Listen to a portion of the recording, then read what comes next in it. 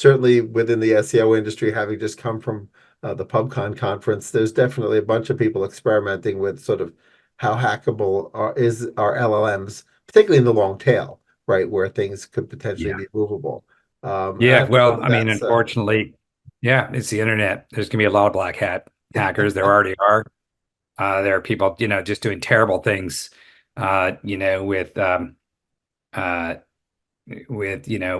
virtual humans, synthetic humans, but also, masking real people and doing terrible things. And there's the scammers that are, uh, calling parents, acting like it's their children. They've got them, and they can, the parents hear the children speaking, and it's terrible. Like, these are absolute bad. There are just so many bad people out there.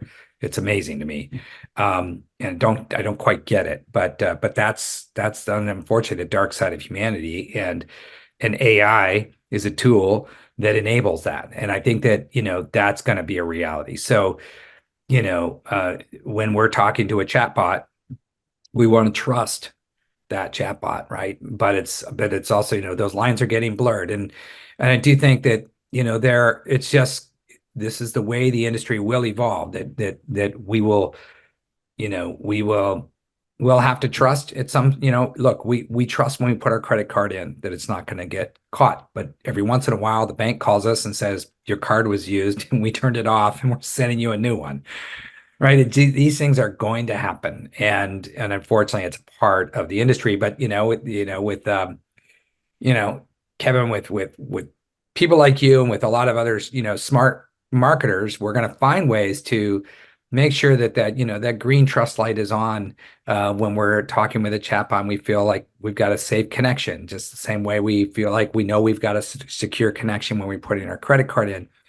Those things are going to evolve, and they're going to happen. And when there are, let's call them, when there are, if there's a breach, there's an outage, I think part of the industry responsibility will be to make sure that, people know that and give status updates and all those things. Just like when we have an outage, if Cloudflare goes out or something goes out, we know, and everyone knows the dashboard to go to see like what's the status. This is going to happen. I mean, it will happen, and there's going to be, there's going to be man in the middle, and there's going to be all kinds of there's going to be all kinds of nefarious stuff going on, as there already is. It's up to the industry to really work hard to ferret this out. We don't want to legislate it out, because that's not the best, not the best result. You are listening to Power Marketing with Kevin Lee. Kevin and his agency Did It have helped thousands of businesses win through superior marketing, as have his books, articles, speaking engagements, and the eMarketing Association Power Marketing podcasts. Here's Kevin. super excited to be chatting with Peter Erickson today about the evolution of AI, including voice AI, and a little bit of the backstory as for both voice and Modev. So, what were the catalysts for the things that are keeping you busy these days, Peter? Yeah, thanks so much. Well, it's great to be here. So I've been building community in the tech space for 15 years. It really happened out of a need. I had moved to the DC area from Seattle. I was part of the tech scene. It was part of 3 startups, worked through the dot-com bubble bust and come out the other side. But I found myself living in a new city, getting ready to marry my now wife, and I didn't really know anybody. But the interesting thing is the iPhone had come out, and the App Store was just getting started. And I really wanted to be a part of that mobile app revolution. And I was looking for the community out here to join, and I couldn't find it. So I started my own. I started a community called Modev. It was a meetup community, and that quickly grew. And, within months of doing that, I suddenly knew a lot of people in the DC area. And within a year, I was organizing conferences. And so I just haven't looked back. I've been building community since that time, and really, getting started in mobile. The interesting thing is in 2011, Siri came out. So we really had our first AI meetup in 2011, where we were talking about how voice could revolutionize the app user experience. And it was a really interesting, we had a 2-hour meetup, and every developer talked about how voice could actually improve their application. And I recall this feeling of sort of incredulousness from the developer community, where they were really mad that they couldn't get access to those APIs to start using voice. And then, flash forward to 2015, we were busy doing a lot of community building work, not only for our own conferences, but with a lot of other major organizations like Amazon. So we were let in on a little secret that there was going to be this new voice interface, voice activated AI device, where they wanted to build a developer community.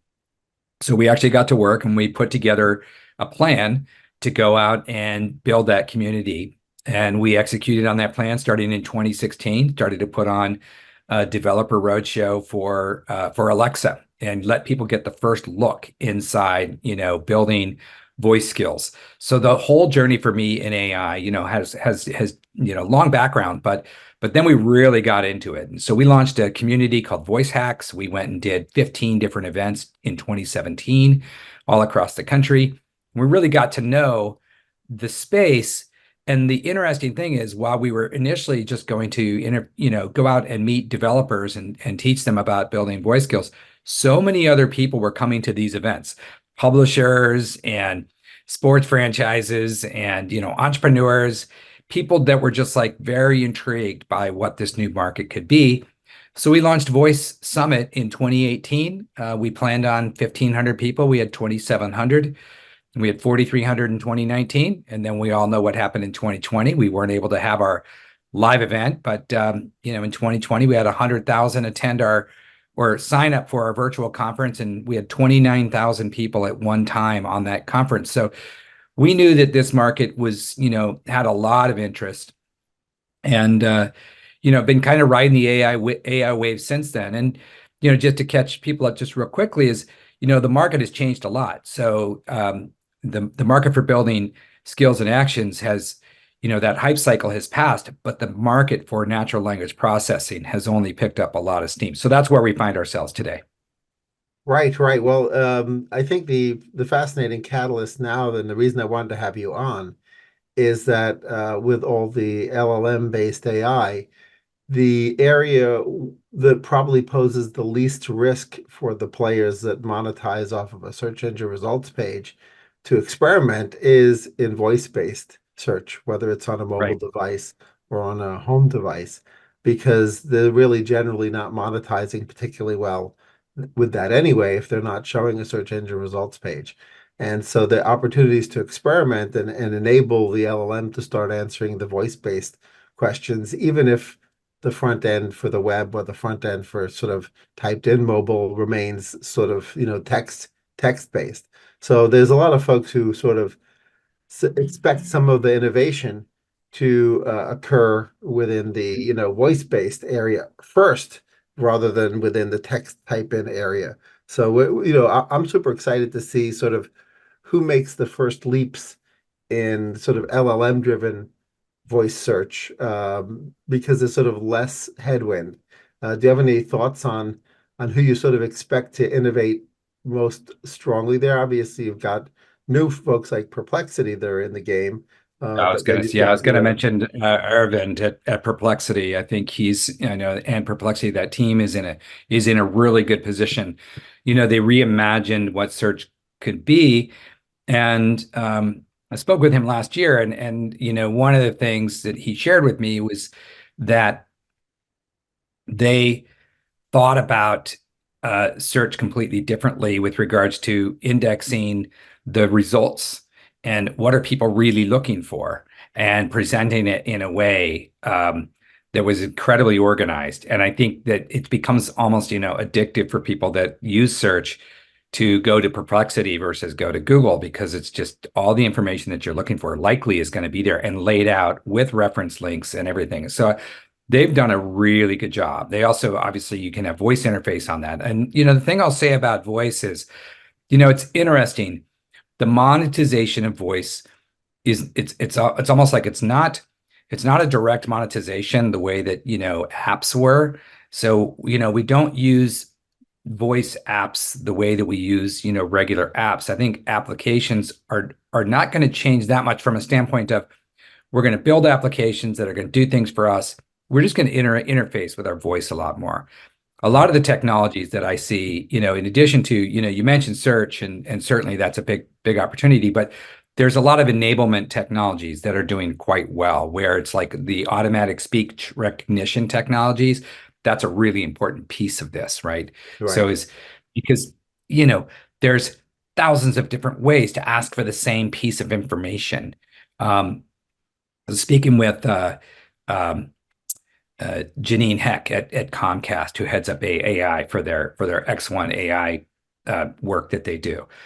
And I think there's like 25,000 different ways to ask to change the channel, right? So that is a big opportunity, and you'll see a lot of companies in the ASR space. And also conversely, you see a lot of activity in the TTS space, the text to speech space, where sometimes we want to do text input and maybe get a voice output. Most of the time, we want to do some kind of voice input, but we may not want to get voice output. So there's a lot happening there on this sort of like, merge of voice and text, or even non-text cues that are coming back to us. So sometimes we don't actually want to read something. We just want to see that, the app we're interfacing with understands by virtue of an action that it does, whether it's inside a game or elsewhere, or some kind of visual cue that it's heard us and that it's doing what it is we expect it to do. So the value chain and the stack, if you will, in the voice and natural language processing space, it's pretty deep.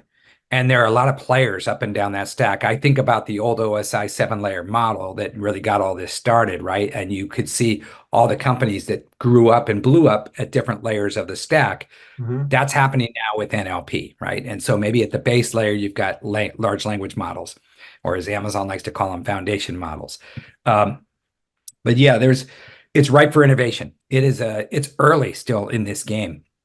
There are clearly some major players that have taken up much of the oxygen, but it's early, and I'm really expecting that the next couple of years, 3 years, are going to unveil some really exciting new companies.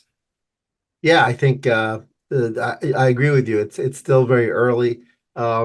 It's not a cheap area to get into if you want to have your entirely your own stack. But Amazon in particular has always been, will give you access to a lot of tools for the developer community. And I think a lot of the other platforms as well, have sort of struggled with this idea of do we provide sort of all the tech and let folks innovate on top of it, or do we want to own everything?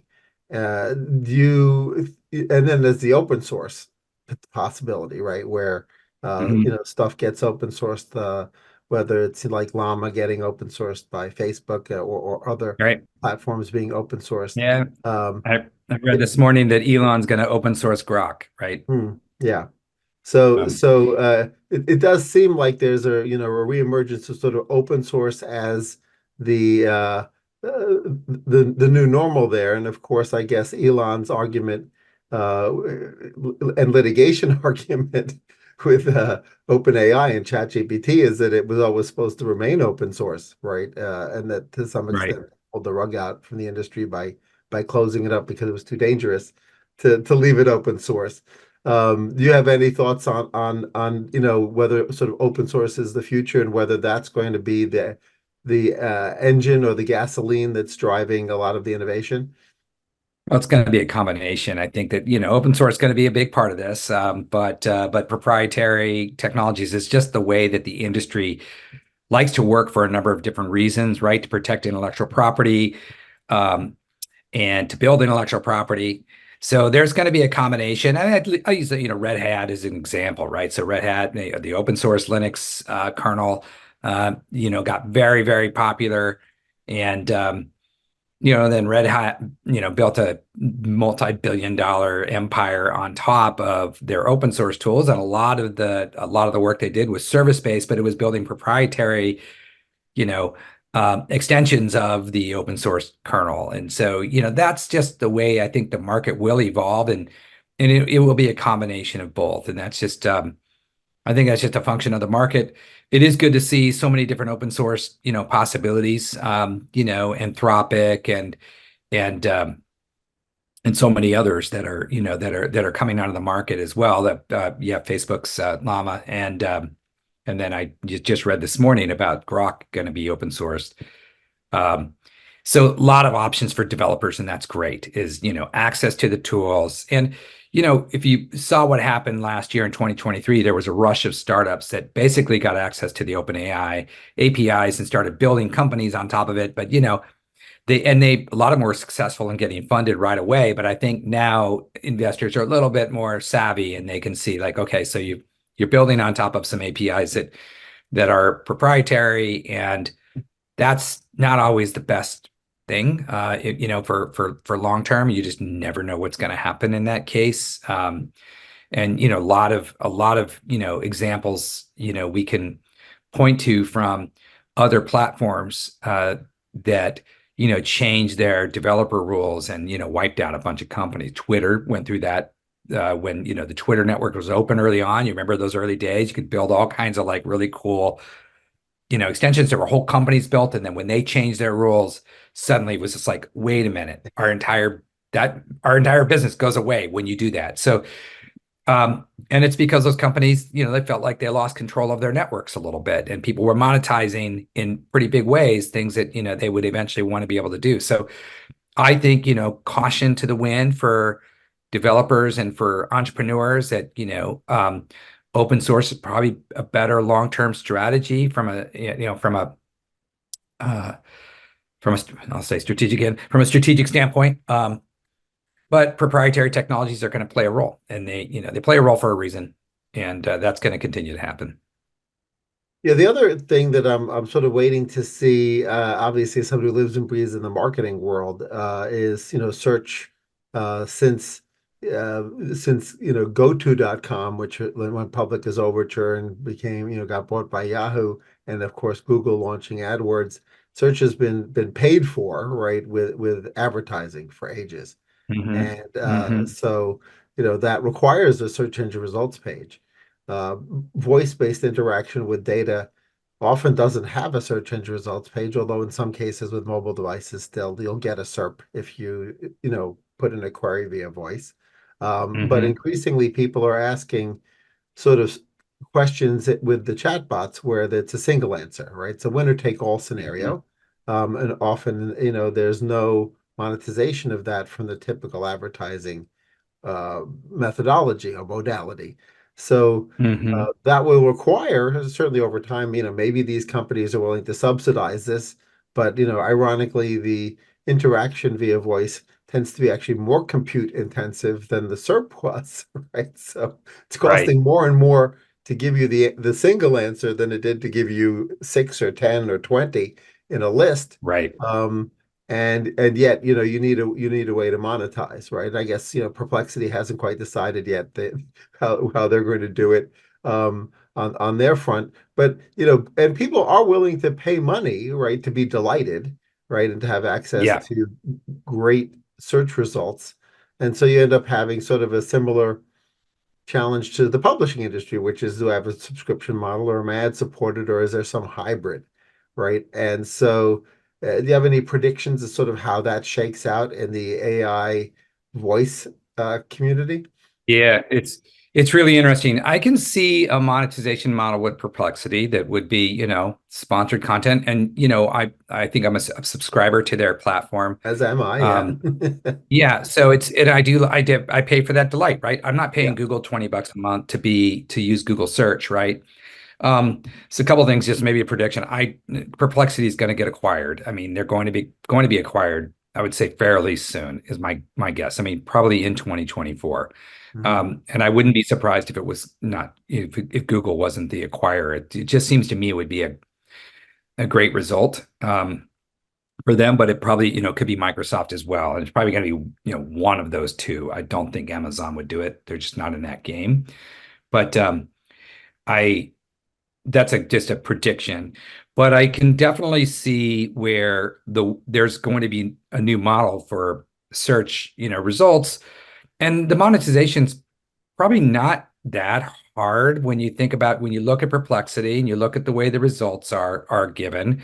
Could do the same thing with some sponsored content next to it. Maybe that you've got your authentic results, but then you've got some sponsored results as well. I just think that that's going to happen. I mean, and you're right, it is really expensive. So the inference game is also really interesting, and that is, resolving the request through a large language model of some kind. The processing is expensive. The cloud usage is expensive. So you're seeing interesting, innovative new models pop up. A company called Salad.com. They use a whole network of hundreds of thousands of gamer computers to basically clear and do processing for inference and results at pennies on the dollar versus versus some of the others. But so it's funny to see these things start to pop up, and people are finding ways to actually bring those costs way down.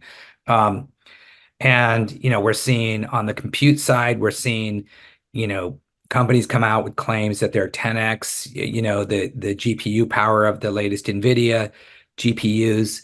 So there's a whole race that's happening now, all the way down to the chip level, in this market. And the goal is to bring those costs down, because right now they are high. And Perplexity has access to capital right now, right? They're the shining, they're the star in the search game right now. So they probably got access to as much capital as they want, but that's going to run out, and there will be a time when they're going to need to show profitability in that search game.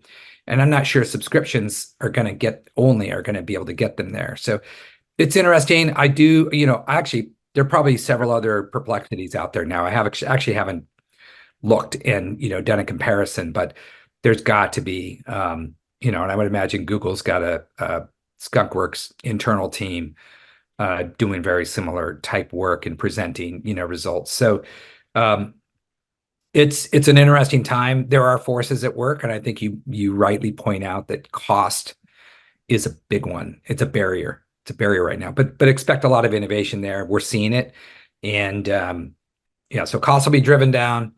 Models will start to evolve that that can deliver a profitable result.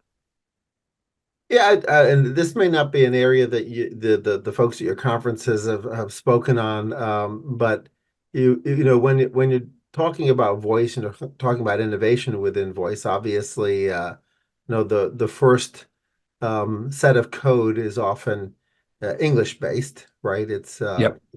being better and better at understanding different accents and different voices, and as you sort of work your way down the languages, the things tend to catch up. I think AI probably has accelerated the ability for translation and identification and disambiguation of questions that are asked via voice, right? But at the same time, probably the quality level drops as you sort of move through the languages and the dialects of the languages, to the point where, Swahili is maybe not getting the TLC that English is getting, right? Right. Unless there's a researcher that's just absolutely gung-ho on making sure that Swahili is right up there with English. Yeah. So does that pose sort of social impact and social equality ramifications on the intersection of voice and AI as it relates to dialects and languages that may be in lesser developed countries or things like that? I think it's one of those things that there's really good things that are happening because of AI and languages and translation. So the whole language services market, it's about $100 billion market, and it's being both disrupted but also revolutionized through AI. So that's things like translation services, right? So there are a lot of major translation services players out there, or people that do the closed captioning on TVs and whatnot. That's a big market. When you think about education and you think about kids that, maybe, my wife used to teach at a school that had like 30 some languages, and so it was very hard to serve some of the families if they were from a country that, not a very big country in Africa that, spoke maybe an interesting dialect of Swahili, right?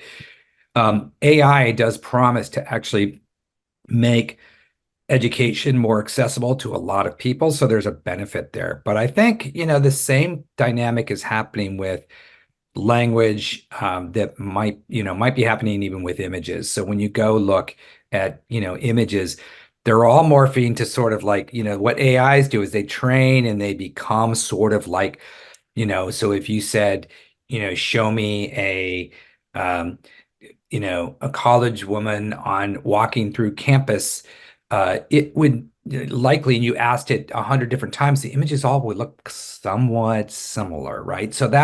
And when you think about that's also kind of what happens with languages as well, is it kind of dumbs them down, and you don't get you're not getting the full breadth of the language and the language experience. So that's one of the downsides to AI.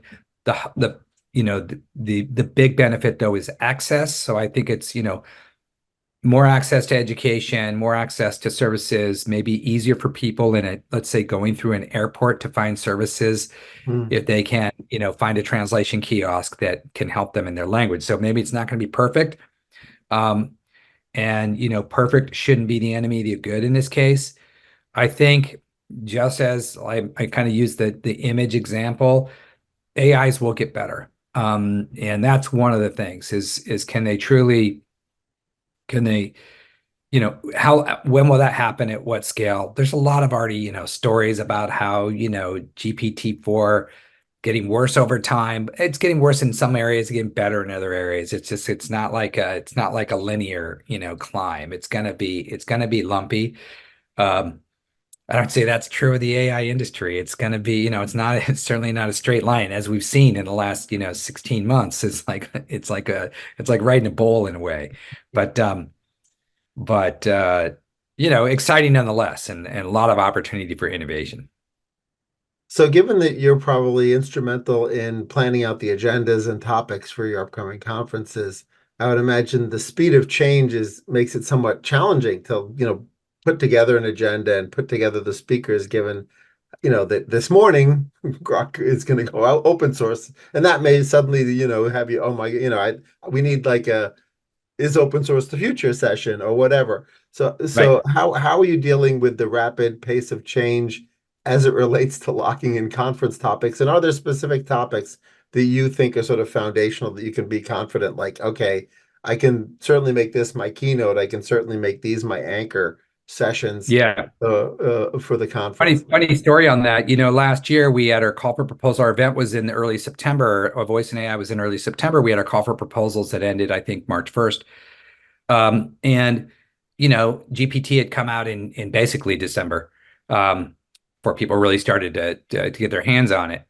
And so that wasn't very long for people to have access. And so what we noticed was we were very light on generative AI content in general.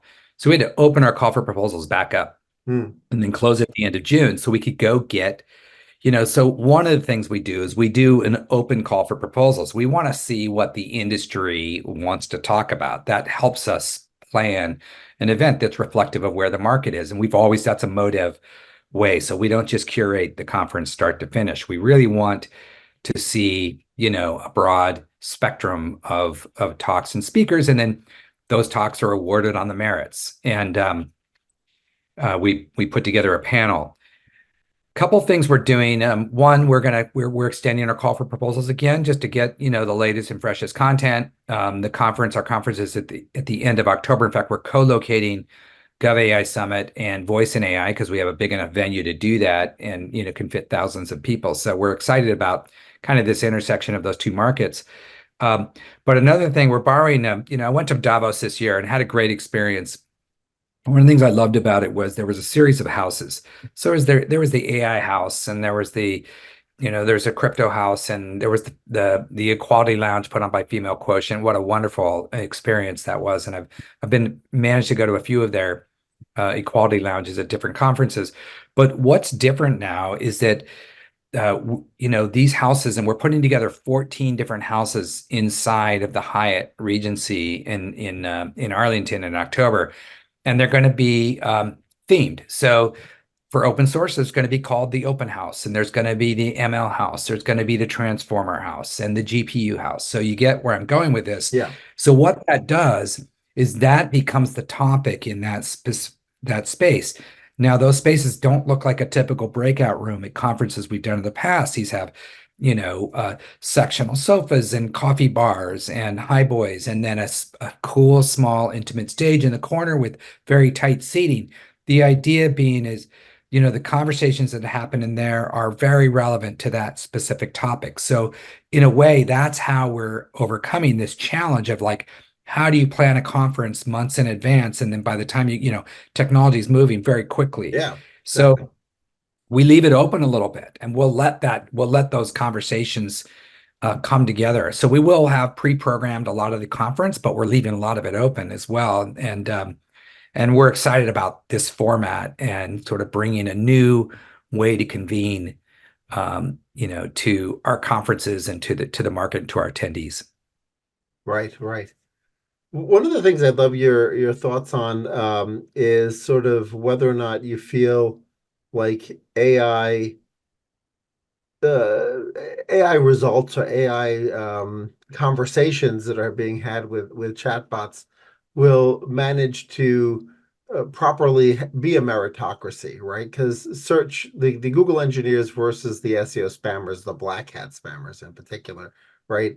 Right. There's this fight where the black hat spammer doesn't care that their client isn't actually the best Apple peeler, right? They're just like, oh, I'm just paid to get this Apple peeler to rank. I don't Right. care if it's not the best.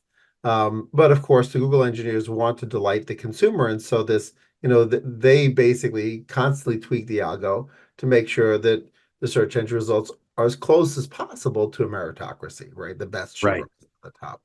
And, currently, particularly when you have a winner take all scenario with the chatbot, I think a lot of us in the industry are like, I wonder how hackable that is, right? Right. Because if it's hackable, then you won't end up with a meritocracy-based algo or a meritocracy-based experience at the consumer. I think that's part of why SGE at Google currently sort of sucks, right? I mean, it really is not even up to par in comparison to the regular search engine results page, which is why it's not fully deployed, right? Right.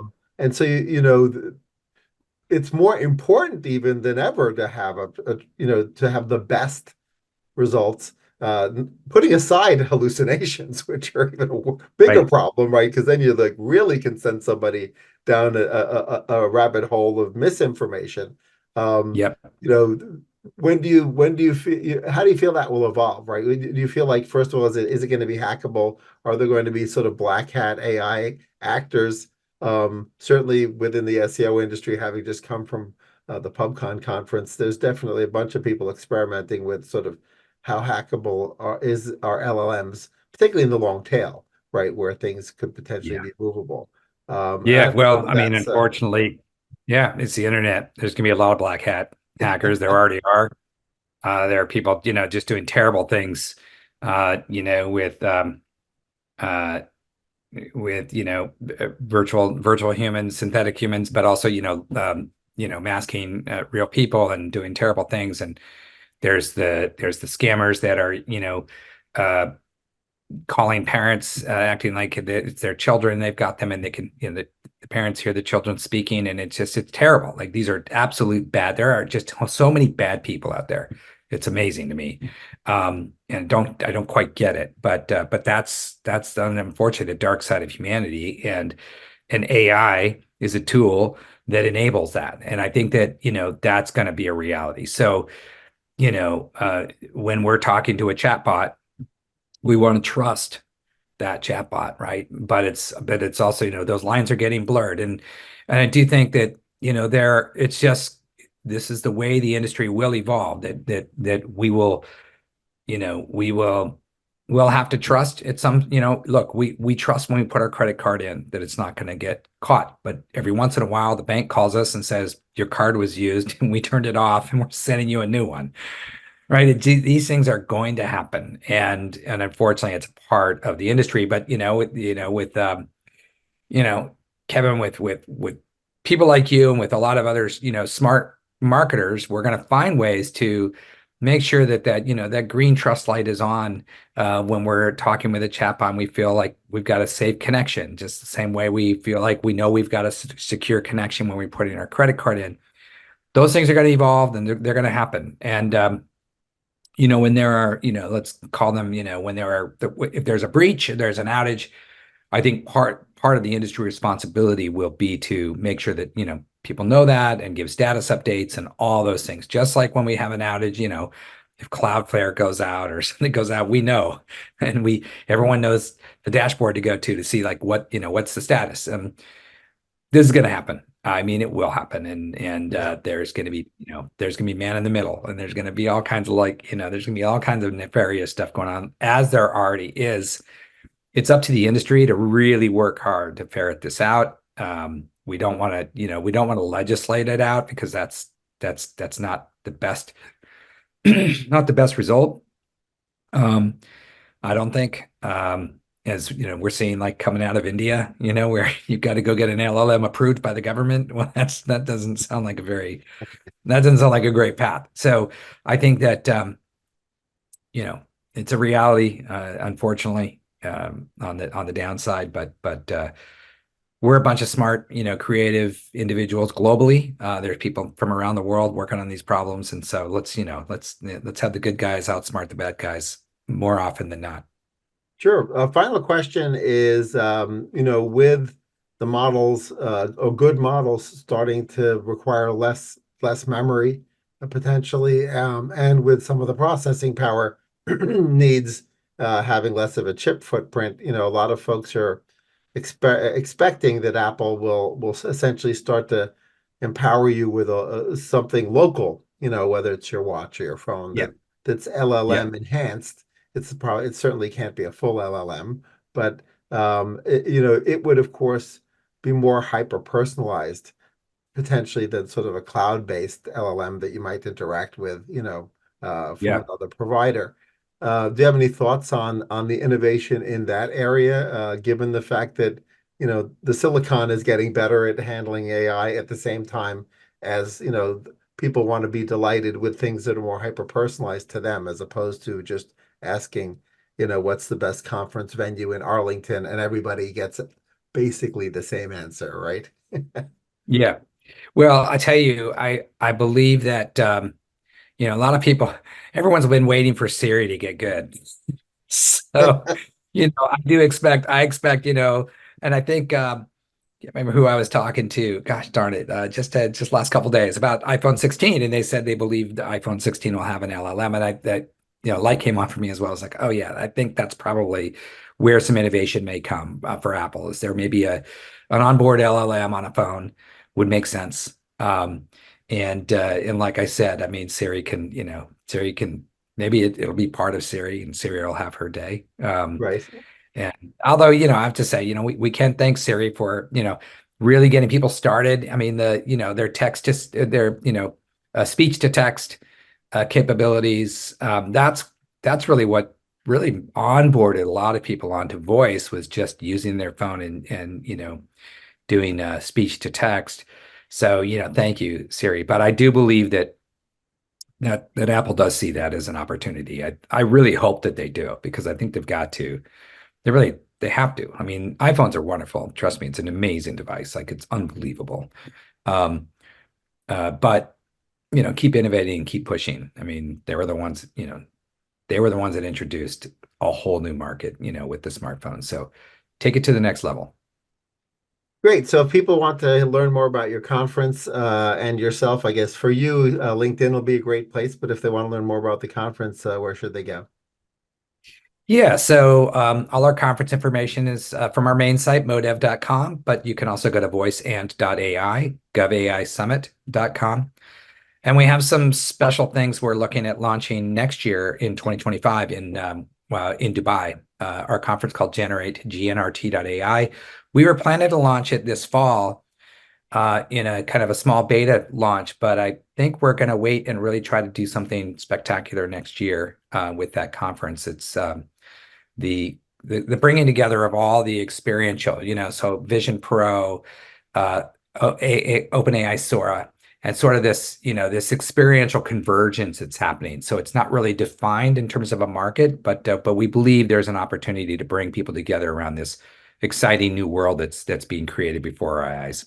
Right. Well, it is super exciting, and I look forward to keeping up with it with you and alongside you as Kevin. as it evolves. Well, thanks for having me. It's been wonderful chatting with you, Kevin. Appreciate your work. Appreciate your community building. Sounds good. Thank you. Kevin Lee's Power Marketing is available on all your favorite podcast networks. Kevin loves helping businesses excel at marketing.